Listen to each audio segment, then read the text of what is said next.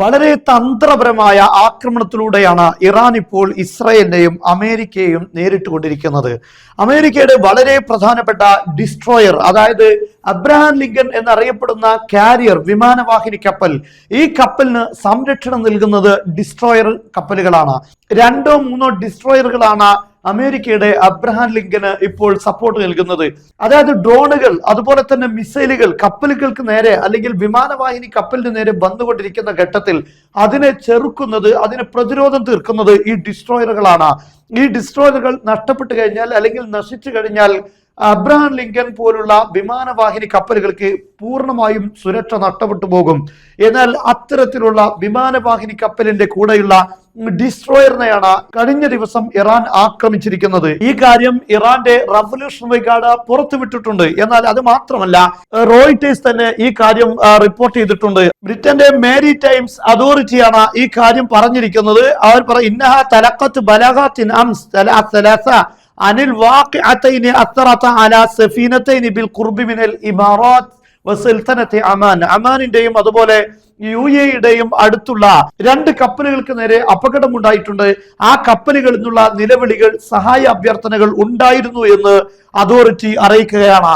ഈ കാര്യം ഇറാന്റെ റിപ്പബ്ലിക് ഗാർഡ് വളരെ വ്യക്തമായി പറഞ്ഞിട്ടുണ്ട്. അതോടൊപ്പം നമ്മൾ മനസ്സിലാക്കേണ്ടത്, ഈ കപ്പൽ നിൽക്കുന്നത് ഏകദേശം 600-650 കിലോമീറ്റർ അകലെയാണ്. ഇറാന്റെ തീരത്തിൽ നിന്നും 600 കിലോമീറ്ററുകൾക്ക് അപ്പുറത്താണുള്ളത്. മാത്രമല്ല, ഈ കപ്പൽ എണ്ണ നിറക്കാൻ വേണ്ടി, ഇന്ധനം നിറക്കാൻ വേണ്ടി അതിന്റെ സപ്പോർട്ട് കപ്പലിലേക്ക് നീങ്ങിയതായിരുന്നു. ഇതാണ് എണ്ണ നിറക്കുന്ന എണ്ണ ടാങ്കർ. ഈ ടാങ്കർ എന്നും എണ്ണ നിറക്കുന്ന ഘട്ടത്തിലായിരുന്നു ഇങ്ങനെയുള്ള ഒരു ആക്രമണം നടന്നത്. അതാണ് 2 കപ്പലുകളിൽ നിന്നുള്ള സഹായ അഭ്യർത്ഥനകൾ വന്നു എന്ന് പറയുന്നത്. അതേസമയത്ത് കപ്പലുണ്ടായിരുന്ന ജീവനക്കാർക്ക് അപകടം ഉണ്ടായിട്ടില്ല എന്നും ബ്രിട്ടൻ അറിയിക്കുന്നുണ്ട്. അതോടൊപ്പം ഇന്നലെ ഉണ്ടായ വളരെ പ്രധാനപ്പെട്ട മറ്റൊരു നീക്കമാണ് UAEയിലുള്ള താഡ് സംവിധാനം. അതായത് നമുക്കറിയാം, ബാലിസ്റ്റിക് മിസൈലുകളെ ചെറുക്കാൻ അമേരിക്ക സംവിധാനിച്ചിട്ടുള്ള താഡ് സിസ്റ്റങ്ങൾ, ഈ താഡിന്റെ റഡാറിനെയാണ് കഴിഞ്ഞ ദിവസം ആക്രമിച്ചിരിക്കുന്നത്. ഇതിന്റെ സാറ്റലൈറ്റ് ചിത്രമാണ് നമുക്കിവിടെ കാണാൻ സാധിക്കുന്നത്.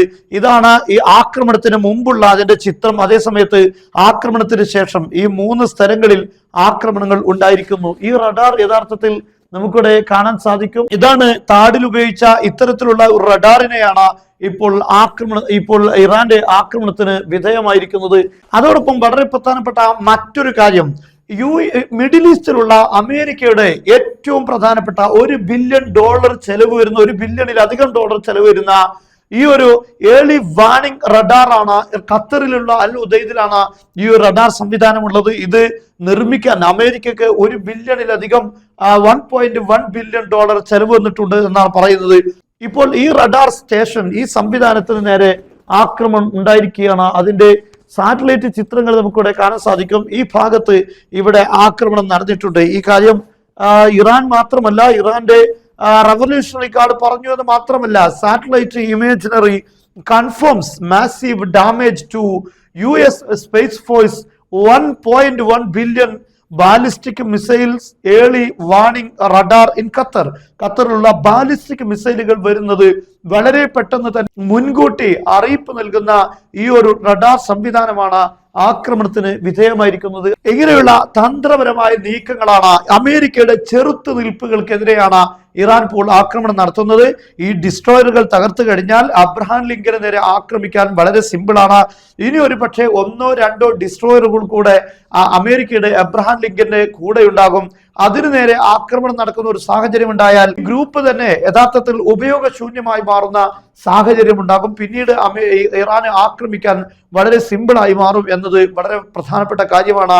യഥാർത്ഥത്തിൽ ഇറാൻ മിഡിൽ ഈസ്റ്റിലും അതുപോലെ തന്നെ മറ്റു പ്രധാനപ്പെട്ട പ്രധാനമായ സൈപ്രസ് പോലുള്ള കേന്ദ്രങ്ങളിലേക്കെല്ലാം ആക്രമണം നടത്തുന്നത് ഇത്തരത്തിലുള്ള അമേരിക്കയുടെ വളരെ പ്രധാനപ്പെട്ട അവരുടെ ഡിഫൻസ് സംവിധാനങ്ങൾക്ക് നേരെയാണ് എന്ന് നമ്മൾ മനസ്സിലാക്കണം. മറ്റൊന്ന്, അമേരിക്കയുടെ സൈനികരെ ലക്ഷ്യമിട്ടുമാണ്. ഇങ്ങനെയുള്ള 2 ആക്രമണങ്ങളാണ്, 2 രൂപത്തിലുള്ള ആക്രമണങ്ങളാണ് ഇപ്പോൾ ഇറാൻ നടത്തിക്കൊണ്ടിരിക്കുന്നത്.